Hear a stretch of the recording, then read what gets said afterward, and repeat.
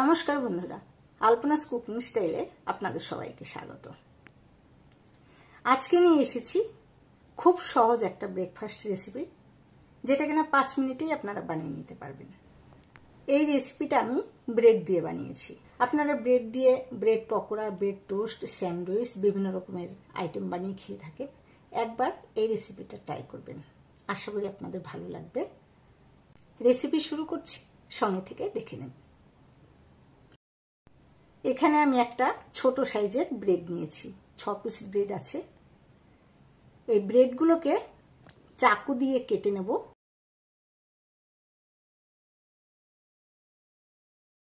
বা হাত দিয়ে এরকম ছোট ছোট টুকরো করে ছিঁড়ে নিচ্ছি।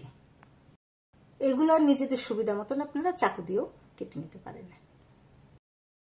ব্রেডগুলোকে এইভাবে টুকরো টুকরো করে রেডি করে নিলাম। এইবার আসছি দ্বিতীয় প্রসেসে। এই রেসিপিটা বানানোর জন্য নিয়েছি একটা মিডিয়াম সাইজের পেঁয়াজ। পেঁয়াজটাকে এরকম মোটা মোটা করে কেটেছি। আর নিয়েছি একটা কাঁচা লঙ্কা।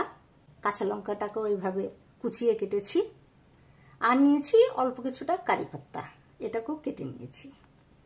কড়াইতে দিয়ে দিলাম রিফাইন তেল। তেলটা গরম হলে পরে এর মধ্যে অল্প পরিমাণ জিরে দিলাম। এটা অপশনাল, আপনারা নাও দিতে পারেন।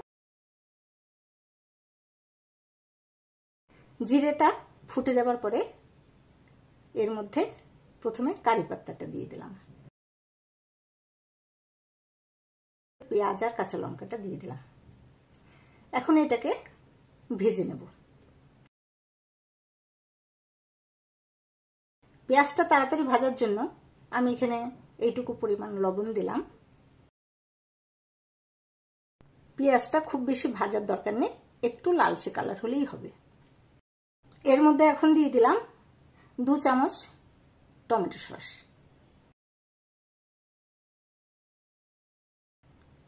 আর দিয়ে দিলাম 1 চামচ গ্রিন চিলি সস। এটাকে নাড়িয়ে নিয়ে মানে হালকা মতন একটু ভেজে নিয়ে তারপরে ব্রেডগুলো দিয়ে দিলাম। এর মধ্যে আর কোনো মশলা দেবার দরকার নেই, লবণ যেটুকু দিয়েছি যথেষ্ট। আর এখন উল্টে পাল্টে নাড়িয়ে চাড়িয়ে মিনিট খানেক মতো ভেজে নেব। 1 মিনিটের বেশি ভাজলে কিন্তু এটা কড়কড়ে হয়ে যাবে আর সেটা খেতে ভালো লাগবে না। এটা স্লাইড ক্রিস্পি হবে, আবার একটু নরমও থাকবে। এই ব্রেকফাস্টটা আমার ভীষণ পছন্দের। আপনারা যদি ঘরে বানান, বাচ্চাদের জন্য বানালে লঙ্কাটা না দিলেও চলে। আর খুব তাড়াতাড়ি এটা বানানো যায়। এইভাবে বানিয়ে ইভিনিং স্ন্যাক্স বা ব্রেকফাস্ট আপনারা খেতে পারেন। এই রেসিপিটা যদি ভালো লেগে থাকে বন্ধুদের সঙ্গে, ফ্যামিলি মেম্বারদের সঙ্গে শেয়ার করবেন। আর অবশ্যই আমার চ্যানেলকে সাবস্ক্রাইব করবেন।